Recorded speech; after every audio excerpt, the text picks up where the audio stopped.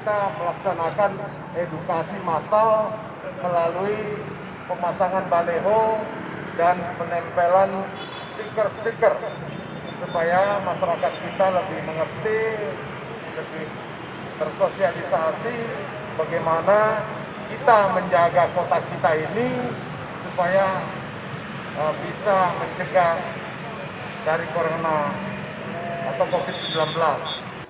Kepada bapak-bapak, ibu-ibu, saudaraku sekalian, berhubung COVID-19 saat ini masih sedang berlangsung, jadi kami himbau untuk tetap mengikuti protokol kesehatan.